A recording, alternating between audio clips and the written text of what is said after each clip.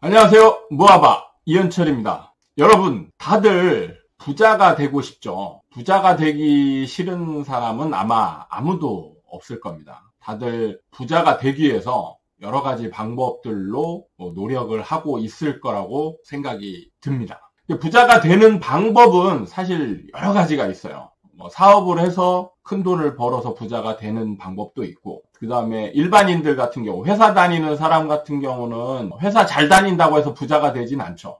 그분들 같은 경우는 결국에는 재테크를 잘해야만 부자가 될 수 있습니다. 대부분이 부자가 되기 위해서 사업은 사실 어떤 소수의 영역 이렇게 보면 되는 거고, 누구나 쉽게 할 수 있는 거는 재테크죠. 그러면 재테크를 잘하면 누구나 돈을 버냐? 사실 그건 아니죠.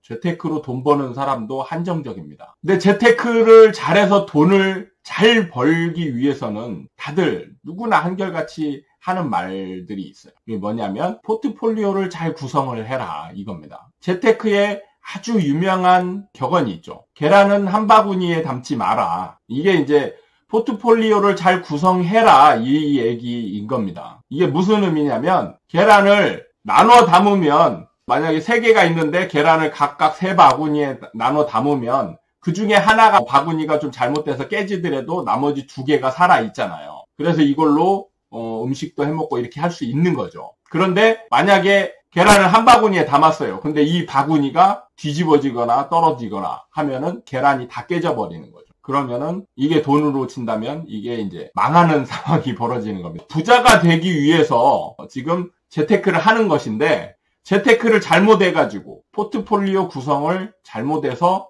오히려 망하는 상황이 벌어질 수도 있는 겁니다. 최근에 우리가 안전하다고 생각했던 은행권에서 팔았던 펀드 같은 것들 있잖아요. 이런 것들이 안전하지만 이렇게 많은 수익을 주지 않기 때문에 그래도 안정적인 걸 추구하는 분들이 이 펀드에 많이 집어넣었다가 오히려 지금 낭패를 보고 있죠. 지금 전문가들이 이렇게 그 상품을 분석해 보면 어떻게 이런 상품을 팔았는지 이해가 안 된다는 말씀을 하십니다. 수익은 아무리 올라봐야 4에서 5% 정도. 근데 리스크는 조금만 잘못되면 한정없이 커지는 거죠. 그래서 지금 거의 원금의 거의 90% 이상을 손실 보고 있는 그런 펀드들이 지금 속출하고 있죠. 그러니까 이쪽에 만약에 올인했다. 그러면 이제 망한 거죠. 그 집은. 재테크를 잘 해서 돈을 벌고자 했던 건데 오히려 이게 집안을 풍비박산을 만드는 상황을 만든 것입니다. 그래서 많은 분들이 포트폴리오를 잘 구성을 해라 이렇게 얘기를 하는 겁니다. 그럼 포트폴리오를 어떻게 구성을 해야 성공하는 재테크가 될까요? 포트폴리오 구성의 핵심은 원칙은 뭐냐면 예측 가능성이에요. 사실 우리가 돈을 벌기 위해서 투자를 하는 것이잖아요. 돈을 벌지 못하고 이게 하락할 것 같으면 이거에 투자하면 안 되는 것이죠. 기본적으로 이게 오를 것 같으니까 투자를 하는 겁니다. 그런데 예측이 어느 정도 실패했을 경우를 대비하는 거죠. 예측이 실패했을 경우. 예를 들면 우리가 주식을 사는 거는 100% 올라갈 거라고 생각해서 사는 거지 이게 다른 이유가 있어서 사는 게 아니잖아요. 근데 올라갈 거라고 생각했는데 확신을 가지고 샀는데 이게 반대 방향으로 갔을 경우에 이 리스크를 어떻게 할 것이냐. 이 리스크를 피하는 방법. 이게 이제 포트폴리오 구성을 해서 리스크를 최소화시키는 거죠. 얘가 손실이 났으면 이쪽에서 이익이 나는 걸로 상쇄를 시키면서 안전하게 가는 투자 방법을 구성하는 겁니다. 그런데 우리나라 같은 경우는 재테크 금액의 거의 80% 이상이 부동산에 몰려 있다라고 합니다. 그래서 재테크 전문가들은 굉장히 이게 위험한 투자 방법이다. 왜냐하면 지금 부동산이라는 한 바구니에 모든 돈을 지금 쏟아붓고 있는 것이잖아요. 투자 전문가들은 이게 굉장히 위험하다는 것이죠. 부동산이 만약에 떨어지거나 이랬을 경우에는 이거를 해지할 수 있는 위험을 해지할 수 있는 방법이 없다라는 것이죠. 올인을 했기 때문에. 그러면은 이제 그 투자가 실패하고 그로 인해서 집안이 풍비박산이 날 수도 있다. 이런 얘기를 하는 겁니다. 그런데 저는 사실 다른 견해를 좀 얘기하고 싶어요. 무슨 얘기냐?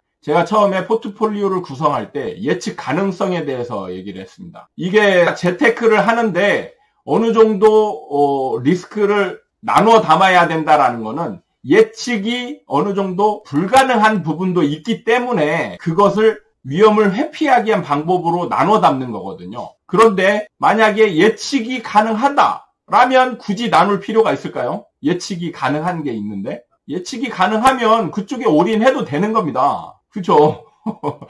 근데 전문가들은 그것을 예측이 불가능하다라고 보고 있는 거예요. 변수들이 있으니까 변수. 그 변수들로 인해서 아무도 모르는 상황이 벌어질 수도 있지 않냐 이걸 얘기하는 겁니다. 그런데 저는 감히 얘기할 수 있는 게 저는 부동산, 특히 아파트 분야는 어느 정도 예측이 가능한 물건이다. 이렇게 얘기하고 싶어요. 그래서 부동산에 올인하셔도 됩니다. 저는 주식 투자도 수십 년을 해봤고 부동산도 투자를 해보고 하지만 여러 가지 투자를 병행했지만 유일하게 성공하고 있는 거는 부동산 쪽이죠. 주식 공부도 저는 정말 많이 했어요. 이게 매매 패턴, 방법 이런 것들을 다 테스트를 해가면서 실패하지 않는 방법들을 연구하고 해봤는데 결국엔 다 실패했어요. 주식은 예측이 불가능한 상품입니다. 왜냐하면 이게 돈 많은 한두 사람에 의해서 좌지우지가 되는 상품이기 때문에 그런 거예요. 근데 부동산은 다릅니다. 돈 많은 한두 사람이 좌지우지하는 시장이 아닙니다. 우리나라 부동산 시장 같은 경우는 절대적인 각 개인들의 물건이고 그 사람들이 각기 이 개인들로 투자하는 상품인 겁니다. 그래서 대중심리가 형성이 되고 그 대중심리에 움직이는 사이클을 나타내고 있습니다. 조작이라는 게 어느 정도 불가능한 상품이죠. 그래서 대중심리만 잘 파악하면 충분히 예측 가능한 상품이라는 거를 저는 이 자리에서 감히 말씀을 드리려고 합니다. 그렇기 때문에 굳이 어렵게 리스크를 회피하기 위해서 포트폴리오를 일부러라도 막 부동산 몇 프로, 주식 몇 프로, 펀드 몇 프로, 그 다음에 예금 몇 프로 뭐 이렇게 나눌 필요가 없다라는 거예요. 예측이 가능한 거면 이쪽에서 수익을 훨씬 더 많이 올리고 이게 실패하지 않는 투자가 될 수 있는데 굳이 왜 수익도 적은 예금이나 아니면 오히려 리스크가 훨씬 큰 주식이나 이런 쪽으로 나눠 담아야 되는지. 그러니까 전문가들은 부동산도 예측이 불가능하니까 리스크를 해지하는 방법으로서 나눠 담아라 이거고요. 저는 예측이 가능하다 이겁니다. 그렇기 때문에 굳이 나눠 담을 필요 없이 부동산에 올인하셔도 된다 이렇게 말씀을 드리고 싶어요. 그리고 부동산에 올인하는 우리나라 투자 방법 이게 굳이 잘못된 건 아니다. 대신 이분들이 문제는 뭐냐, 사이클에 대해서 잘 알고 투자하는 게 아니고 그냥 일반적인 투자 방법으로 했을 경우에는 리스크가 생길 수가 있어요. 사이클을 모르고 투자하면 부동산도 실패의 가능성이 생깁니다. 그런데 사이클만 충분히 이해하고 있으면 안전한 투자가 가능한 거죠. 보통 하이 리스크 하이 리턴, 로우 리스크 로우 리턴 이런 게 이제 가장 일반적인 재테크의 상식이죠. 근데 부동산은 로우 리스크 하이 리턴이 가능한 상품인 겁니다. 제가 투기를 조장하는 사람 같습니다. 네. 네. 사실 저는 그렇게 생각해요. 나만 투기해서 돈 벌고 이렇게 되면 나는 나쁜 놈이 될 수 있지만 전 국민이 투기자인데 돈 벌기 위해서 나쁜 방법을 쓰는 게 아니고 정당한 사실 투자예요. 투자를 하는 건데 이게 남들은 이제 투기로 매도를 하는 것이죠. 그게 이게 뭐 정말 나쁜 거냐 그런 건 아니라는 거죠. 그렇기 때문에 뭐 굳이 이걸 내가 일부러 피해갈 필요는 없다라는 거죠. 알고 있는데 굳이 이걸 피해가서 돈을 못 벌 필요는 없다. 이런 겁니다. 자, 여러분들이 부자 될 수 있는 방법, 그 중에서도 효율적인 방법을 제가 얘기해 드리고 있어요. 굳이 어떤 일반적인 이론에 얽매여서 그거를 형식적으로 따라하기보다는 실질적인, 현실적인 것을 추구하는 게 훨씬 더 좋은 겁니다. 그리고 그게 왜 그런 얘기들이 나왔는지 그런 원리를 깨닫는 게 중요한 것이죠. 포트폴리오를 구성하는 거는 제가 이제 정리를 해드리면 포트폴리오를 구성하란 얘기는 이게 일정 부분의 리스크를 나눠 담는 거거든요. 리스크가 있으니까 리스크를 한 곳에 몰지 말고 나눠 담아서 리스크를 어느 정도 해지를 해라 이 얘기인 겁니다. 근데 그 리스크가 나타난다라는 가정이 이렇게 구체적으로 더 분석을 해보면 예측 불가능해서 나오는 거예요. 예측이 가능하면 리스크가 사실 없는 것이죠. 내가 100% 이게 예상이 가능한데 무슨 리스크가 있어요. 예상이 불가능하기 때문에 리스크가 생기는 겁니다. 생각지도 못한 상황이 벌어질 수도 있다 이거죠. 그런데 예측이 가능하다? 그러면 굳이 나눠 담을 필요는 없는 겁니다. 이걸 일부러 형식적으로 나눠 담을 필요가 없는 것이죠. 여기서 돈을 막 잘 리스크 없이 벌고 있는데 굳이 여기다 나눠 담아가지고 여기서 리스크가 생기는 그런 불합리한 그런 방법을 따를 필요가 없다라는 것이죠. 그럼 남들이 얘기하는 대로 부동산은 예측이 가능한 것이냐 안 한 것이냐 그것은 여러분들이 판단을 몫인 겁니다. 저는 제 이론에 따르면 저는 부동산은 예측이 거의 100% 가능한 상품으로 파악을 하고 있습니다.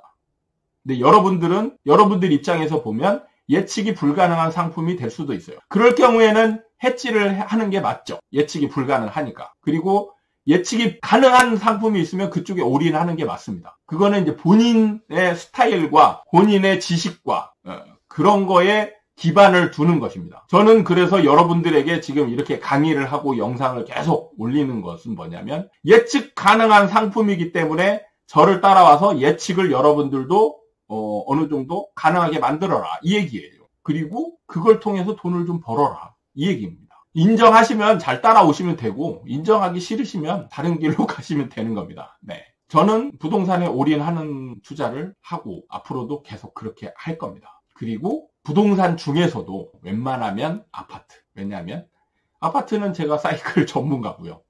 다른 것들 제가 뭐 지금 오피스텔 그 다음에 상가 이런 것들을 팔고 있기도 하고 하지만 사실 100% 예측 가능한 상품은 아닙니다. 굉장히 어려워요. 특히 상가 같은 경우는 여러 가지 생각지도 못한 변수에 의해서 망하기도 합니다. 우리 일반적인 상식 가지고 상가 투자를 하다가는 폭망할 수도 있어요. 그렇기 때문에 예측 가능한 아파트에 올인했으면 좋겠다. 여러분들 뭐 따라와라 이런 얘기는 아니고 여러분들이 저를 믿으시면 그렇게 하시면 되고 아니면 여러분들 판단대로 하시면 되는 겁니다. 나름대로 그 판단 하에서 돈을 열심히 버시면 되는 거예요. 그렇지만 예측 가능한 거에 조금 더 많이 투자하시는 것이 조금 더 부자가 될 확률에 가깝다. 이렇게 말씀을 드리고 싶습니다. 그렇게 정리를 하면서 오늘 영상을 마치도록 하겠습니다. 감사합니다.